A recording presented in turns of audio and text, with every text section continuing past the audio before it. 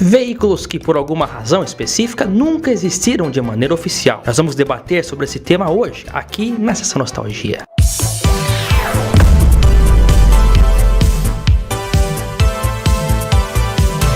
Olá amigos do canal PL, esse canal que traz literatura automotiva e nostalgia. Tá chegando agora, se inscreva no canal porque aqui a nostalgia é garantida toda semana. Inclusive, olha só que maravilha, esse Fusca 1500 1971, é o famoso Fuscão, né? Esse carro é o alvo da nossa segunda ação entre amigos do canal PL. Um inscrito do canal irá levar para casa esse belo clássico da indústria nacional, ainda mais nessa cor, né? Azul diamante, que cor maravilhosa. Como que eu faço para participar? Basta acessar o link que está na descrição deste vídeo. Lá você consegue comprar quantas cotas quiser para participar desta ação que já está sendo um grande sucesso. Olha, vamos falar aqui, já falamos no vídeo anterior, na primeira parte, essa é a segunda, sobre Brasília 4 portas. Eu disse lá, muita gente falou, nossa, mas existiu Brasília 4 portas. O pessoal parece que não consegue, algumas pessoas não conseguem se imergir de fato no conteúdo que nós estamos trazendo. Eu me referi ali às Brasílias 4 portas da primeira geração, que foram feitas única e exclusivamente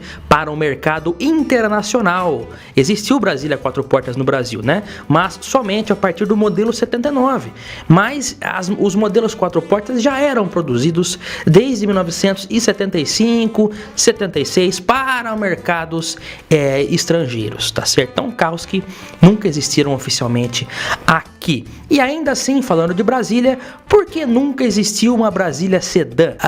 O blog Garagem do Décio, se eu não me engano, se não me falha a memória, publicou há um tempo atrás projeções do que seria a Brasília 4 portas e também uma Brasília Fastback com 4 portas, uma Brasília sedã e uma Brasília Fastback 4 portas. Ambas as versões não existiram por um motivo muito simples. Esse carro já existia e se chamava TL. TL fazia esse papel do Fastback e também do modelo de 4 portas. O Brasília, obviamente, ficou mais moderno nessa projeção, porque a Brasília já possuía linhas mais contemporâneas do que o próprio TL. Mas não existiu Brasília com essa carroceria, justamente por isso, pelo fato de já ter existido o TL e também o TL 4 portas, né? Que não tiveram o TL teve até um sucesso mediano, vou dizer aqui, mas o TL 4 portas ficou mais destinado a frotistas e carros de praça. Essa categoria de coupé, então, de fastback, vamos dizer assim,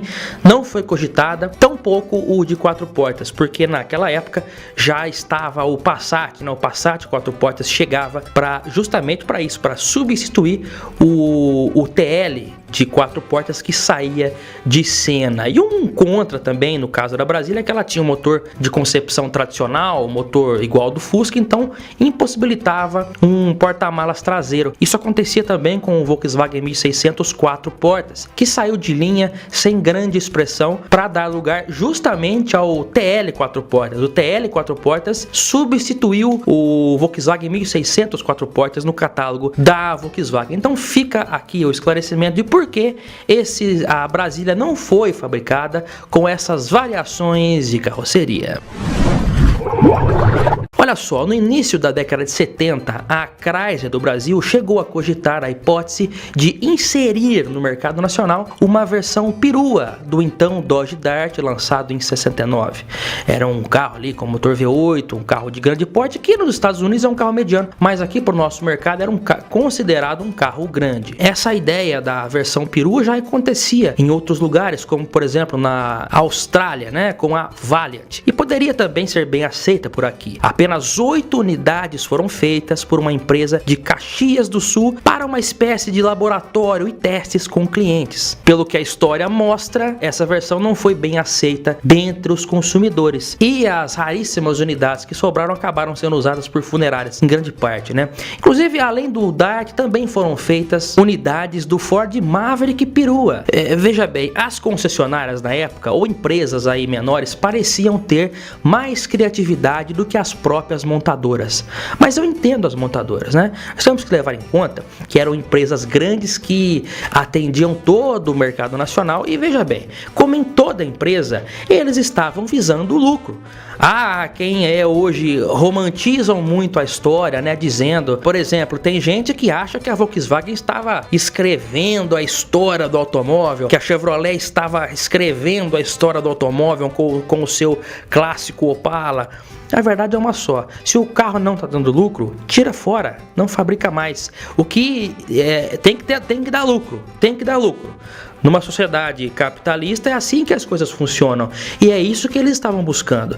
Então, às vezes, configurações inusitadas que eram feitas por empresas fora de série, concessionárias, para atender um pequeno nicho de mercado, talvez essas versões não fizessem sentido em grande escala. Grande escala, essa é a palavra que as montadoras usavam. O Maverick, por exemplo, ele foi lançado nos Estados Unidos em 1969 e lá era um carro de entrada. Quando chegou por aqui em 73, era visto como um carro mais premium. Sua produção na América se encerrou em 1977, já aqui foi até 79. Veja que detalhe curioso, nos 8 anos de produção nos Estados Unidos foram feitos mais de 2.400.000 Mavericks. Já no Brasil, nos 7 anos de produção, foram apenas 108.000 unidades. Talvez por isso aqui o Maverick seja tão valorizado e lá fora nem tanto. O Maverick, para quem não sabe, eu não sei como está o mercado hoje lá, mas até pouco tempo atrás o Maverick não era um carro extremamente valorizado lá como ele é aqui. Será que a Ford dormiu no ponto mais uma vez e perdeu a chance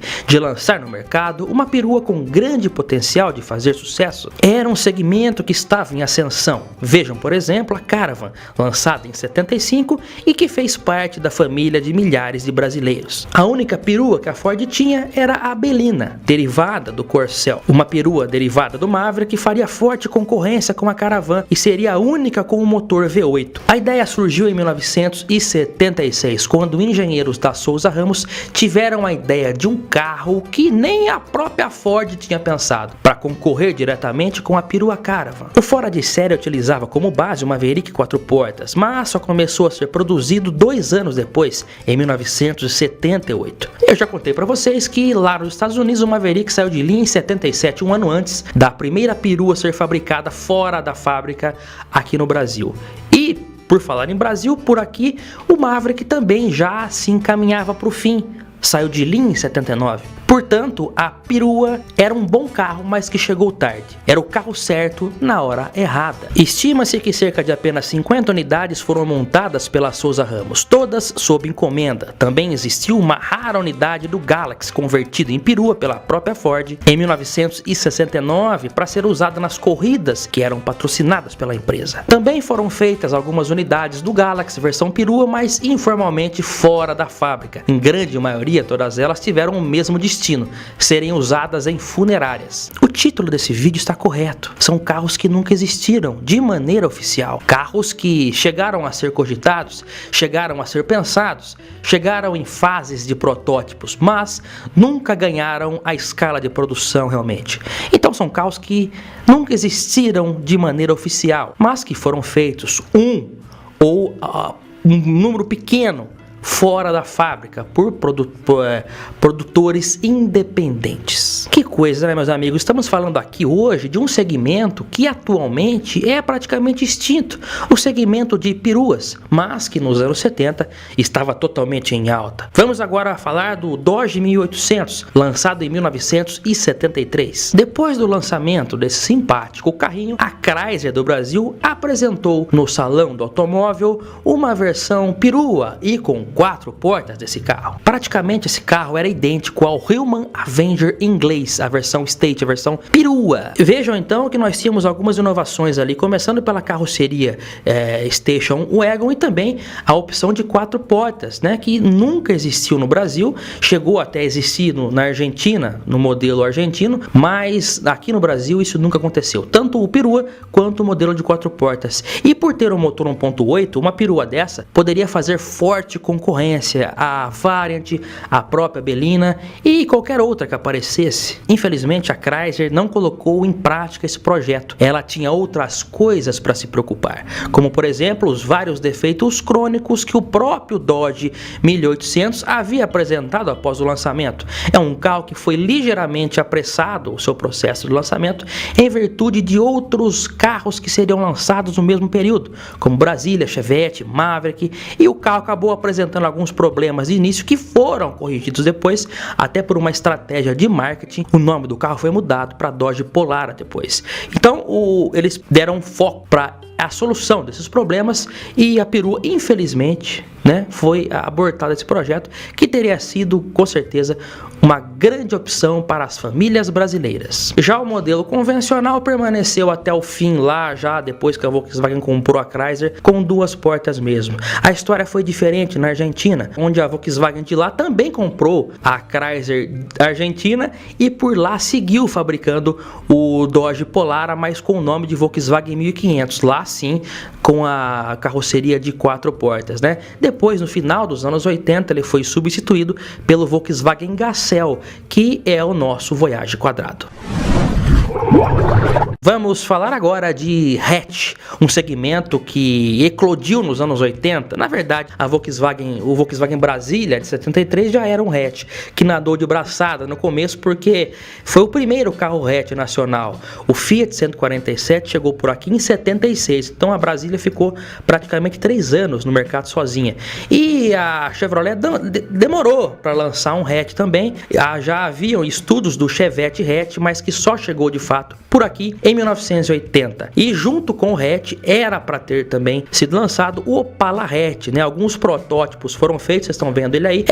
Parece um Passat aí, Realmente ficou um pouco estranho, mas esse foi o protótipo do Opala hatch, já com aquela restilização feita em 1980, mas que não foi lançado. Eles preferiram deixar o segmento de hatch livre internamente para o Chevette hatch, que perdurou por mais alguns anos depois também na geração mãozinha, mas que nunca teve grande expressão como o modelo sedã tinha, E já que estamos falando de hatch, o Corcel também foi lançado numa carroceria hatch informalmente, Não foi pela Ford, mais uma vez pela Souza Ramos. O Corcel era um fastback. Quando ele foi lançado em 1978, na segunda geração, isso se confirmou ainda mais. Mas a Souza Ramos então deu um jeitinho de fazer um Corcel 2 hatch e com todos os atributos tecnológicos que eram disponíveis naquele tempo, como o teto solar, o rádio toca-fita da melhor qualidade, entre outras parafernálias, farol de milha, uma frente de fibra com faróis duplos, entre muitas outras coisas. Esse carro ele existiu,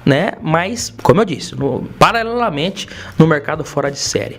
Oficialmente nunca existiu o Corcel hatch e também nunca existiu o Corcel 2 na carroceria de 4 portas. Se você analisar o Corcel 4 portas, o primeiro, ele parece um Del Rey 4 portas um pouco mais antigo, O Del Rey 4 portas ele é basicamente o que o Corcel 2 4 portas seria. Chegou-se a fazer um protótipo de Corcel 2 com 4 portas. Vocês estão vendo na tela a imagem dele, mas você nota lá do outro lado que o outro lado é normal com 2 portas. Então isso reforça a nossa tese que isso aí é um protótipo mesmo, que fizeram só um lado com 4 portas, como se fosse um 4 portas, E também é um projeto que foi abortado. Nunca existiu o Corcel 2 com 4 portas. A porta do Corcel 2 era enorme, diga-se de passagem, Já o Corcel 1 teve a versão com 4 portas, que era bem quadrada mesmo, E o que mais vendeu, que foi o de 2 portas. Até acho que foi por isso que a Ford lançou o Corcel só com 2 portas. Primeiro que na época havia espaço para isso no mercado. A preferência era carro de 4 portas,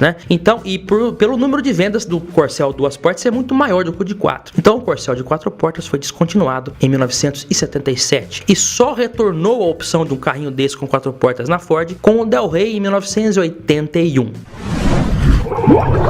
Olha só, já se pararam pensando, O Gol foi lançado em 1980 com motor a ar, a Saveiro também em 82. Então por que o Voyage e a Paraty foram lançados com motor MD? Na verdade, eles não tinham certeza do que fazer nessa época. Quando o Gol foi lançado em 1980, a fábrica de motores da Volkswagen, que ficava em Taubaté, eles chegaram numa conclusão, pelo menos é o que se diz, que não seria viável a produção de tantos motores MD para o Gol. Por essa razão, eles optaram a fazer o que? O feijão com arroz deles. O que era o feijão de arroz deles? Motor refrigerado a ar. 1300 ainda, priorizando a economia de combustível, que depois se mostrou um erro, porque o carro era fraco. Não é que era fraco, ele era fraco diante de alguns concorrentes, como a própria Brasília, concorrente interna, né? Mas eu tive um Gol 1300 e para mim ele era ok. Mas enfim, o Gol foi lançado com motor a ar. Por causa disso, né? Eles chegaram à conclusão que não dariam conta. A fábrica de Taubaté não estava estruturada para fazer tantos motores MD. Por essa razão, o próprio Voyage chegou a ser pensado para sair com motor a ar. Já pensou um Voyage com motor a ar? E uma Paraty então? Para quem não sabe, a Volkswagen, quando estava elaborando o projeto do Gol, usou mulas. O que é mula no segmento automotivo? Nós estamos projetando aqui esse carro aqui. Nós vamos fazer esse projeto final. Aí eles vão estudar esse carro, esse chassi. Para isso eles pegam lá um Fusca qualquer, faz uma modificação aqui, outra ali para testar. É basicamente isso daí. Eles fizeram com Passats. Eles pegaram Passats e colocaram motores a ar dianteiro. O Passat foi usado no Brasil para desenvolver o sistema de refrigeração dianteiro do motor refrigerado a ar do Gol. Isso aconteceu. Inclusive os Passats que eram usados para isso tinham o cofre do motor lacrado, trancado. Nem os motoristas de testes tinham acesso ao motor. Era algo extremamente sigiloso, né? E aí eles desenvolveram então o motor ali, usando Passats, e depois colocaram esse motor no Gol. Então, imagina um Passat com motor 1300, hein? Um carro que é mais pesado que o Gol, inclusive. Mas isso aí foi um protótipo, mas de fato chegou-se a pensar em Voyage com motor refrigerado a ar. Naturalmente, teria sido, eu acho que um erro, porque a solução de colocar um motor MD no Passat, no Voyage, foi bem mais acertada, né? Então dividiu-se a família em dois. Gol e Saveiro com motor a ar, Paraty e Voyage com motor MD. E a frente mudava também, né? A frente era igual no Voyage e Paraty, e a Paraty era um derivado do próprio Voyage, e a Saveiro derivada direto do Gol. A Saveiro ficou com motor a ar até 84, quando eles trocaram para MD, e aí ficou um tempo com MD, aí 85 passou pro AP. Já o Gol ficou até 84, aí chegou o GT com o motor AP, o motor MD 280, depois passou para AP, e aí a partir de 85 todos os Gols, toda a linha do Gol vira AP, com exceção do BX, que permanece com o motor a ar até 86 como versão de entrada, mas a Saveiro já a ar sai fora e é muito rara hoje. Mas o Voyage por pouco não saiu com motor refrigerado a ar. Eu acho que eles chegaram à conclusão que, por ser um carro um pouco mais premium, um pouco mais sofisticado, eles deveriam colocar logo o motor MD. Olha, eu tô vendo o Fuscão azul aqui, ó, o Fuscão azul. Tô lembrando, sabe do quê? Do nosso Fusca azul, azul diamante 1971, Fuscão 1500. Quando eu falo Fuscão, é Fuscão mesmo. Era assim que a Volkswagen se referia a essa versão do Fusca no Brasil. Esse carro pode ir para sua garagem. Basta acessar o site que tá na descrição desse vídeo aqui embaixo, ó. Descrição do vídeo, tá lá o link, você acessa e vai direto lá, você vai entender como funciona. Tá tudo esclarecidinho lá. Você tá com dúvida? Tem tudo esclarecido lá para você ficar totalmente esclarecido da nossa ação entre amigos do canal PL. E eu, é claro, hein? Aguardo vocês no próximo vídeo aqui no canal. Você já sabe, o canal PL é o canal para quem tem fraco por nostalgia forte. Um grande abraço, meus amigos, e até lá. Tchau, tchau.